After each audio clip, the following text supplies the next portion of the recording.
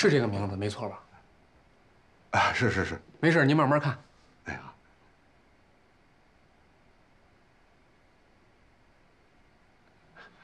真是感谢你啊，帮了我大忙了。放心了吧，勇哥。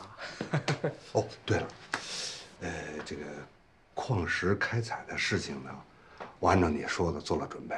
哎，我可是真心实意的想要跟你们做这生意的。好，勇哥，还是那句话，批文的事呢，我们这边负责。哎，等您什么时候看到文件，咱们再交易，这样对我们双方都没有风险，这总可以了吧？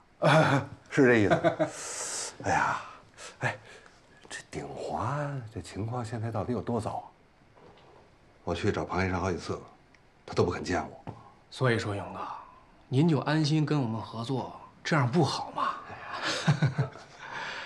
鼎华那边的，还能不能撑到下个月，都还不好说。这么严重啊？那好吧，我就等你消息了。哎，喝咖啡。好，那我尝尝您的咖啡。哎。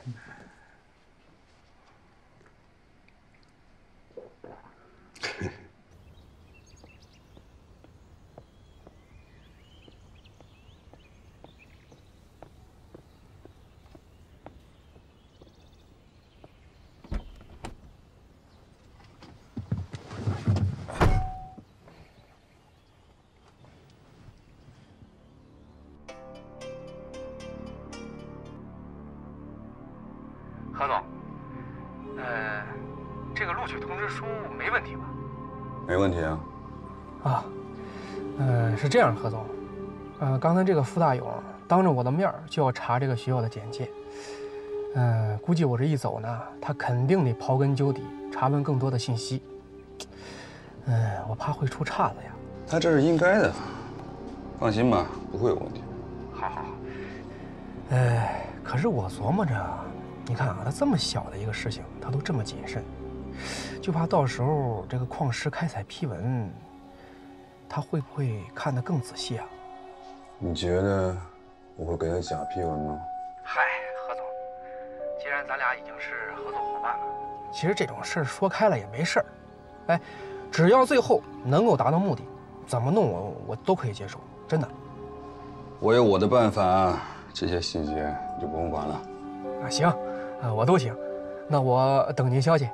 等着吧。啊，好，哎。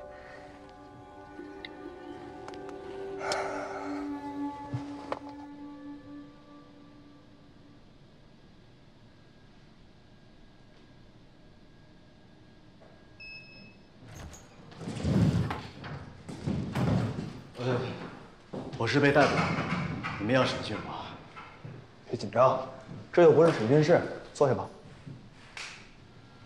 我希望你可以配合我们回答几个问题。好。根据我们现在掌握的情况，鼎华这次发生的事情，你了解多少？我不知道你们想知道什么，但是鼎华这次出事儿，根本不是我的责任。贾长安死那天你在哪儿？这个我已经跟你们说过了，我那天有一个约会，你们也都调查过了，已经证实过的。几点？反正是下午。你记不记得有一次，你们研发部档案室的门没有关，公司高层还特地为此开了一个会？记得。那天你在哪儿？那天我在加班。然后呢？然后杨迅来找我，我就跟他一起去喝酒了。你们在哪儿喝的酒？喝到几点？酒吧街，一直喝到凌晨1点。之后呢？之后我就回家了，我休息了。你们问这个干什么？你跟杨迅是什么关系？我们就是朋友。走得很近。他出事之前是。我跟杨迅经常一起出去喝酒，但是仅此而已。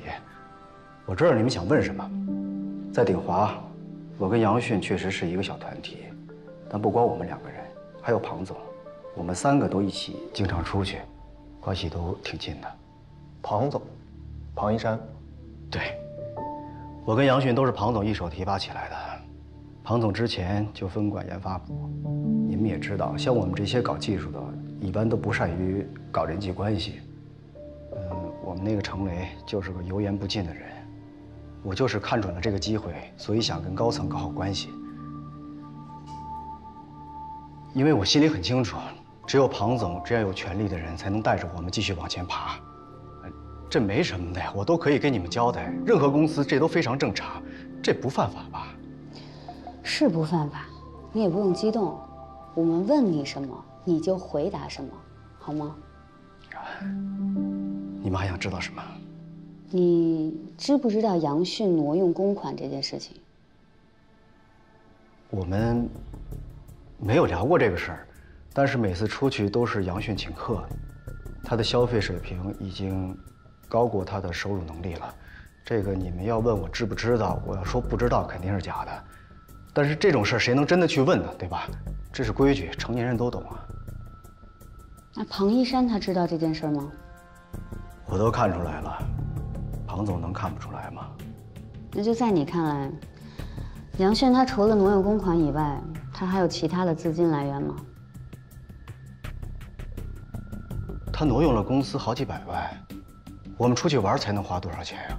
这我不知道，这我上哪儿知道去啊？是吧？你们为什么这么问啊？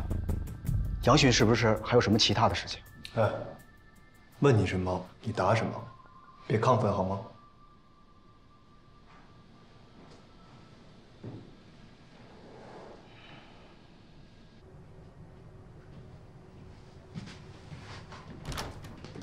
庞总，请进。我在这儿等待会儿，你先走吧。好的，庞总。